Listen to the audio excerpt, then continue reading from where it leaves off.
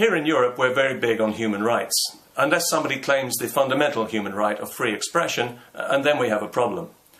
Nowhere is this more evident than in the insane asylum that used to be a country called Sweden, where it seems that some opinions are simply now forbidden. Recently, a Swedish politician was convicted of hate speech for correctly connecting mass Islamic immigration with the high level of rape in Sweden. The court said it didn't matter that what he said was true, nor that he provided statistical evidence to prove it was true. It was enough that it caused potential offence to Muslim immigrants, which is a crime in Sweden, as it is in several European countries whose politicians despise their own people.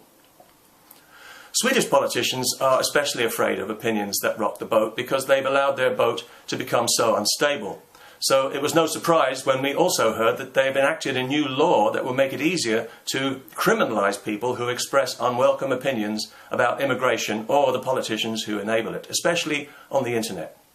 They are keen to crack down on the internet because they know it can give people access to information that they and their bought and paid for media would rather conceal.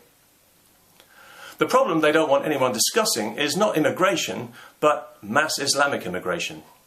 Mass Islamic immigration has turned Sweden from one of the world's safest countries for women into the rape capital of Europe, and is forcing Jews who have lived there for generations to pack up and leave because they no longer feel safe from attack by Muslim immigrants, who are not only a massive drain on the welfare system, but have turned their ghettos into violent no-go areas for the police and emergency services.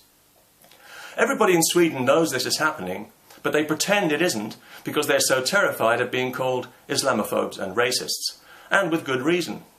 We've seen what happens to people in Sweden who won't embrace the official multiculti lie.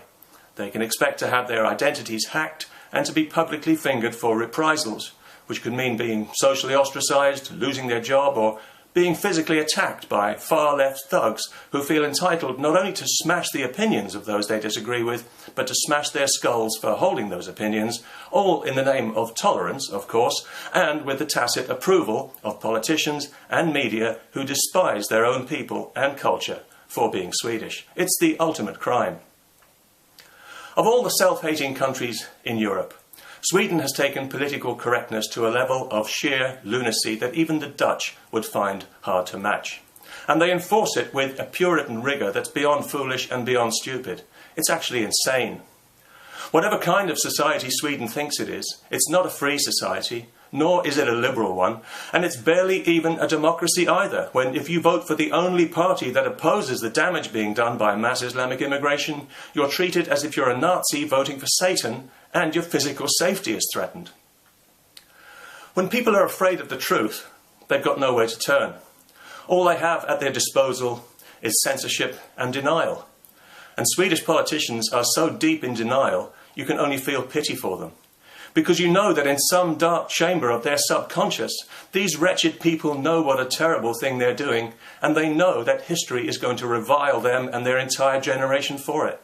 But they just can't face up to it. Psychologically, they are simply not big enough as people to acknowledge, let alone confront, the enormity of their mistake.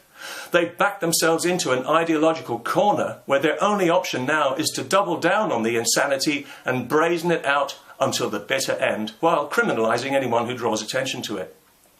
Whatever social upheaval it may cause, and whatever the cost to Sweden's women, mass Islamic immigration must continue. Any restriction would be an admission that there's a problem, and that would fatally undermine everything they're so desperately pretending to believe in, which is why they're playing hardball, and if you say there's a problem, you'll be treated as a criminal, which means that there are now two problems. One, the Swedish people have an aggressive social cancer growing in their midst, and two, they're not allowed to talk about it. Doesn't the future look rosy?